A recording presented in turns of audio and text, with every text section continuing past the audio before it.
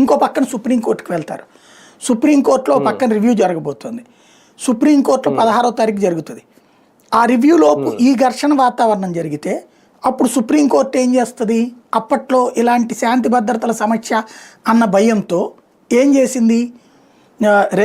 ఈ బిల్లుని ఆపేసింది కదా, మన ప్రధానమైనటువంటి బిల్లుని ఆపేసింది కదా, రైతులకు సంబంధించినటువంటి బిల్లుని, రైతులకు సంబంధించిన బిల్లుని. అలాగా దీన్ని ఆపేయాలి అన్నటువంటి ఒక ఎత్తుగడ వేస్తున్నారు.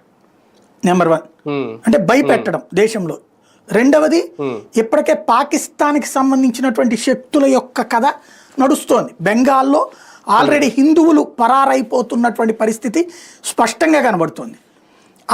ఆ పరిస్థితిని కొనసాగించాలనుకుంటున్నారు. తద్వారా హిందువుల్లో ఒక భయాందోళన కల్పించాలన్నటువంటి ఆలోచన చేస్తున్నారు. ఇది నెంబర్ 2.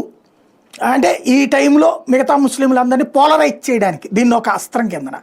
మూడోది వచ్చేటప్పటికి సాఫ్ట్ ముస్లిమ్స్ ఎవరైతే ఉంటారో ఆ సాఫ్ట్ ముస్లిమ్స్కి సంబంధించినటువంటి వాళ్ళని కన్విన్స్ చేయడానికి ఇట్లాంటిది పొలిటికల్ యూసేజ్ కోసం.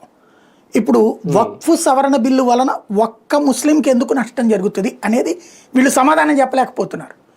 ఇదివరకు ఏం చేశారు? సిటిజన్షిప్ అమెండ్మెంట్ యాక్ట్ కానీ ఎన్ఆర్సీ కానీ వస్తే ముస్లింలందరినీ తీసుకెళ్ళిపోయి దేశం చివరన శరణార్థి శిబిరాలు పెడతారు, అందులో ఉంచుతారని అబద్ధ ప్రచారం చేశారు.